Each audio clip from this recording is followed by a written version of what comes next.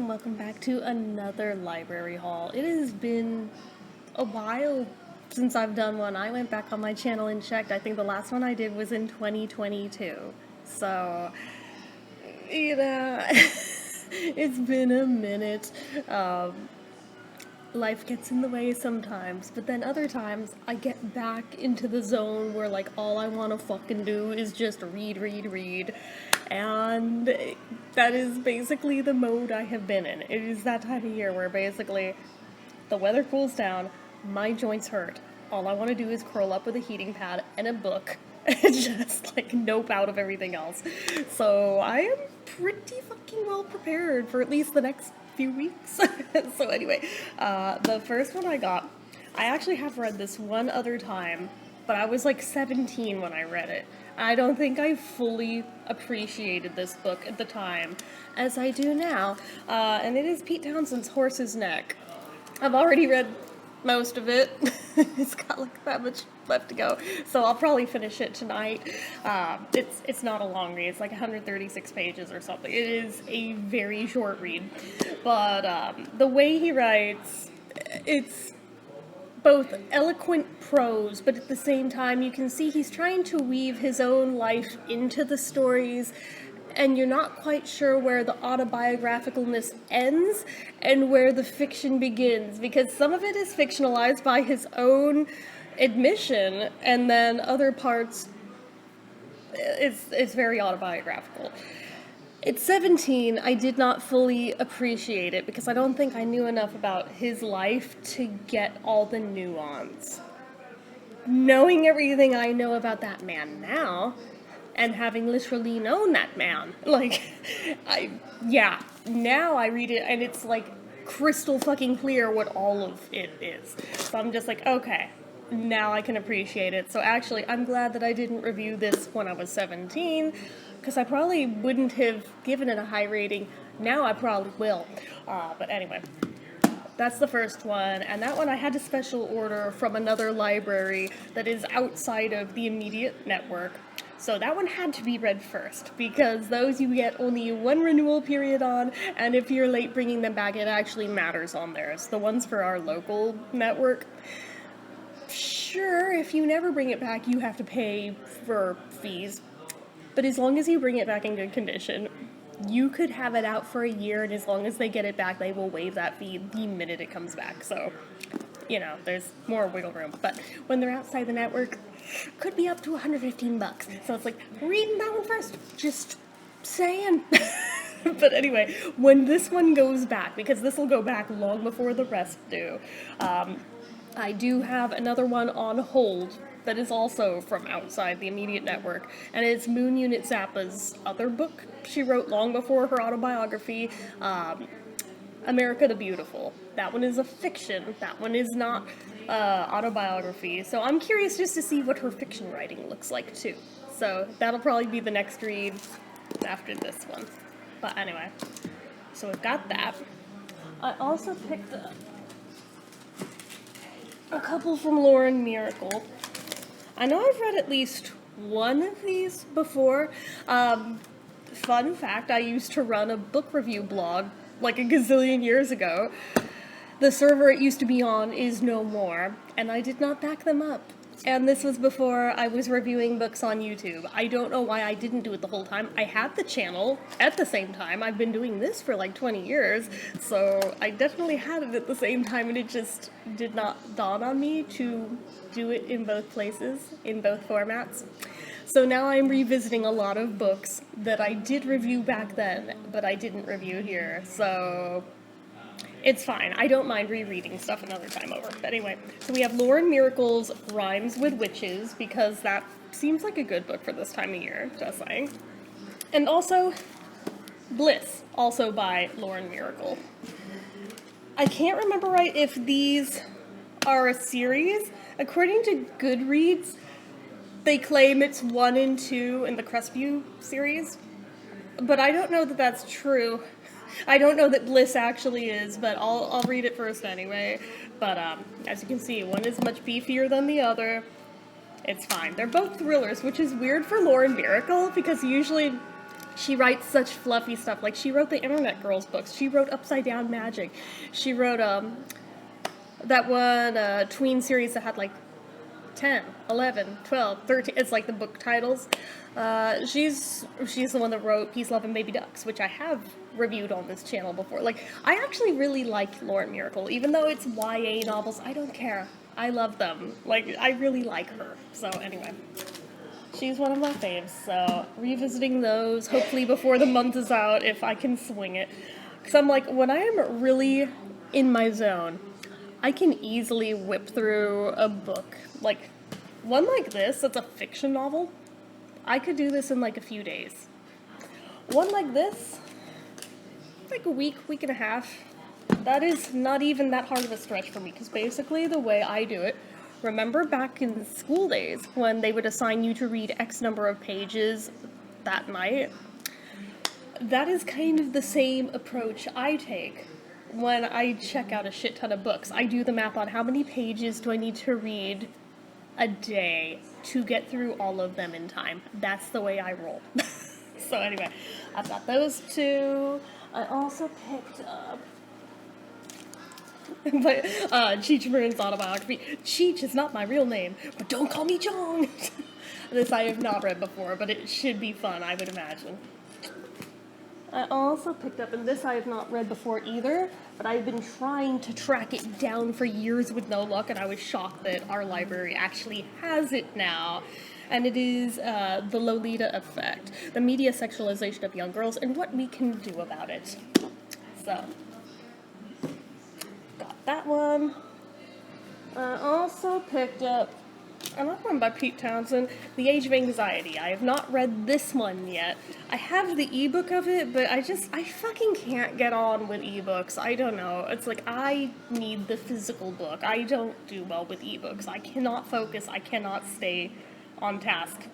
No matter how hard I try, doesn't matter if I do it on the computer, my phone, on an e-reader, it does not fucking matter. I have to have an actual physical book in my hand for it to work for me. So, at least I will finally get to read that one and decide if I actually want to buy it or not. I did not check out his book, Who I Am. I do own a copy of that. I own a signed copy of that, actually. We're not reviewing that one right now, but I do own it. I do have it. I have read it before. But anyway. And since Michael J. Fox just released a new book, I realized I derped out on this channel. I reviewed his first book. I know I checked out all of his others at the same time as that one. I thought I reviewed them. I must have done them on the blog at the time. I did not do them here.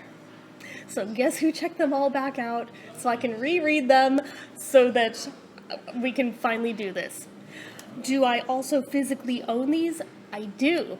Are they even signed? They are. But what, like, the minute a book is signed for me is the minute that I am so precious with it that I am paranoid of anything bad happening to it, and I want to handle it as little as possible. So it was easier for me to just check them out of the library, even though I literally have my own copies of them. It is what it is. So I got Always Looking Up. The Adventures of an Incurable Optimist. I picked up No Time Like the Future, which is actually the last one he did. That one came out since I reviewed the other ones, actually, on that blog. This one came out in 2020, I think. Because it was like right after I started at Mod. Because I remember the first day I ever requested off at Mod was when he was doing like the virtual meet and greet book signing because he couldn't do physical book signings for that one because lockdown. So I requested the day off. I paid for that event and everything. And it was interesting how they went about it for that. But anyway. I also grabbed Eric Idle's Always Look on the Bright Side of Life, a sort of biography. I have never read this one before. I did not know it existed until very recently, so I'm going to quite enjoy that, because I love me some Monty Python. I also grabbed, in that same vein, John Cleese's So Anyway.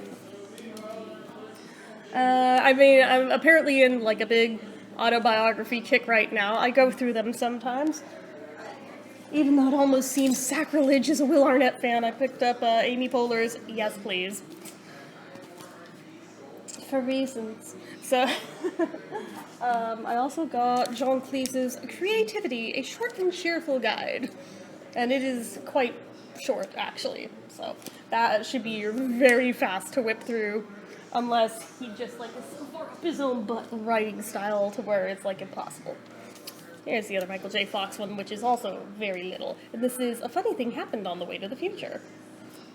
There, you can see it. So we've got that one. We're almost done, guys. Picked up John Stamos's If You Would Have Told Me, a memoir. And finally, ooh, don't fall down, don't fall down. John Cleese's Professor at Large. Are there more Python books? Yes, there are. Did I get them this time? No, I did not, because I wanted to make sure I had enough time to actually work my way through all of these. So, it is what it is. So, that's a nice little haul. I've got 1, 2, 3, 4, 5, 6, 7, 8, 9, 10, 11, 12, 13, 14, 15 out right now. Which, between the renewal periods on them, no, not a problem. Like, this is easy peasy shit for me to work through when I'm actually focusing on reading.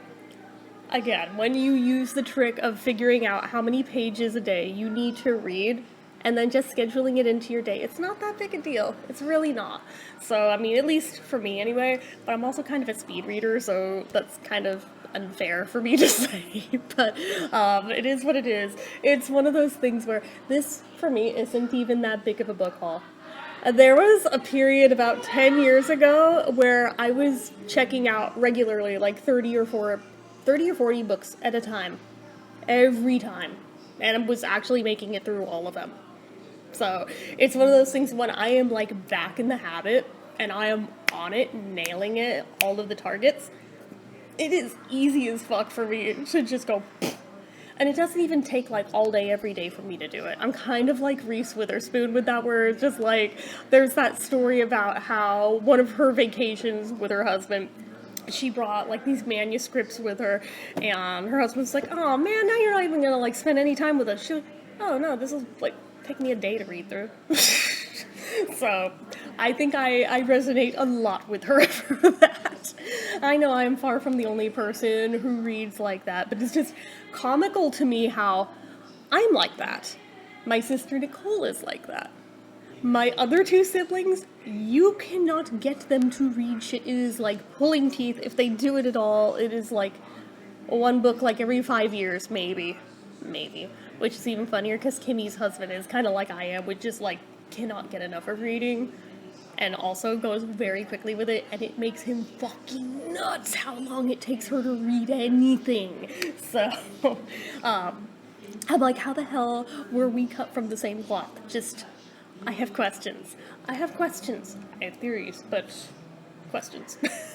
So, anyway, my mom was also very much that way back when she was younger. She doesn't really read anymore, and I don't know why, because I know she loved it. It's why I love it, because, you know, kids do what they see their parents doing while they're in their formative years, and I saw her read a lot, so made me read a lot, and I also was a very ridiculously young reader. Like, as she has told me, I was able to identify every letter of the alphabet by the time I was like 6 months old. Did it at the pediatrician's office too, because he didn't believe her. And he was just like, hindsight, I'm over here like, that should have been sign number 1 that I was autistic, right? Like, just saying.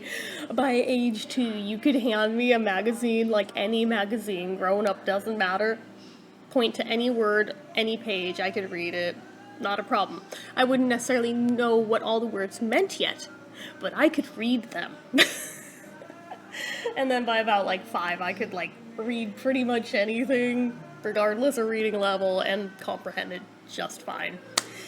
Anyway, I'm rambling, so I'm gonna go, because I want to finish this up tonight, and it's already like 9:30. So anyway, that is it for this one, guys. So as usual, you know what to do. If you like this video, go ahead and give it a like. If you're not already liked me, click subscribe, hit that notification bell icon so you never miss an upload. Leave comments down below. Make sure you're following my social media accounts, my Facebook fan page, my Twitter, my Instagram, my eBay, my Reddits, everything and more. It's all down below. And if you like what I do for on this channel and you'd like to help support it, the donation link, as always, is down in the description. Get your name on the end card for a month from the time of donating.